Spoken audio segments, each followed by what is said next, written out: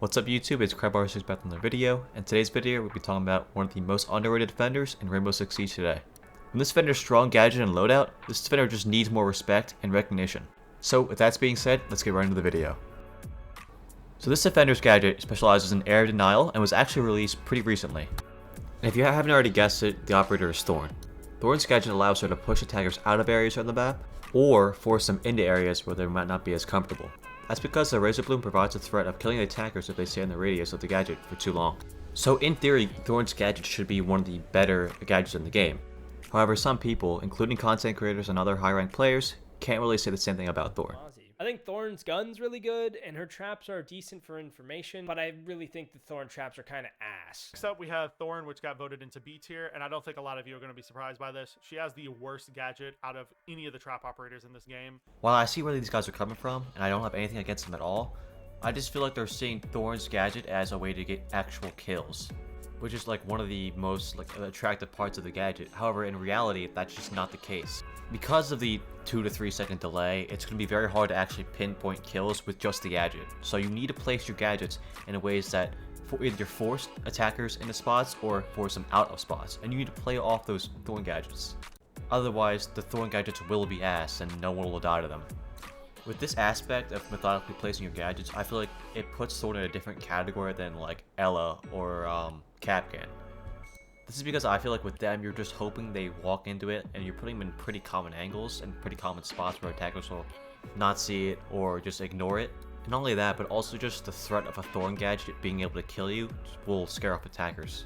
And also going back to the way you place your gadgets, you can honestly use the delay of 2 to 3 seconds as your advantage. For example here, the attacker tries to flashbang and hop in, right? And I place my Thorn gadget so once it hops in, the cooldown will go off, and either they have to swing me, or they go back outside and risk dying to the Thorn gadget, which 2 of them actually did. So all in all, I feel like Thorn's gadget, you just have to place in the right spots, and you have to play near your Thorn gadgets. That's the most important part. Playing near your Thorn gadgets so you can force gunfights, and you can act off the information the gadget gives you. And the same can go with your teammates, like have your teammates play off the Thorn gadgets. So I feel like Thorn's gadget and all is just very underappreciated, and I feel like people don't know how to actually use her gadget correctly.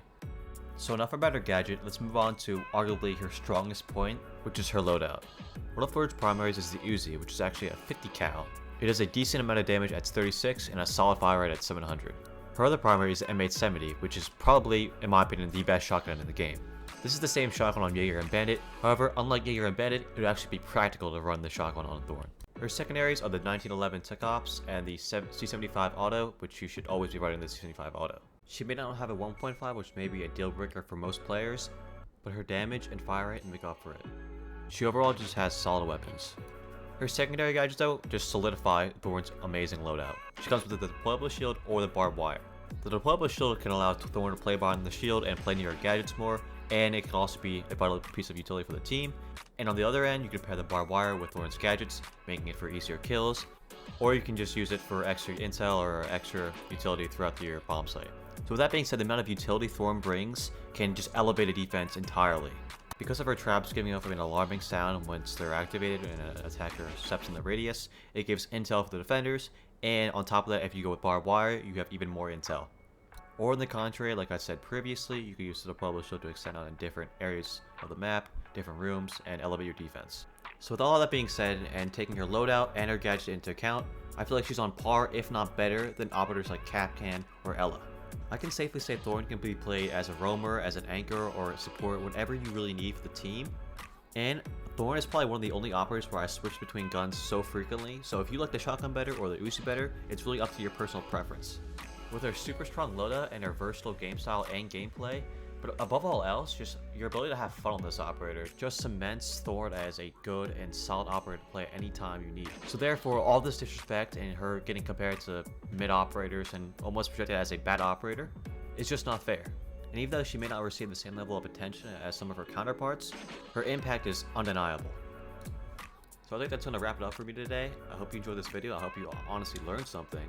And most importantly, I hope to see more Thorn players in the rank queues.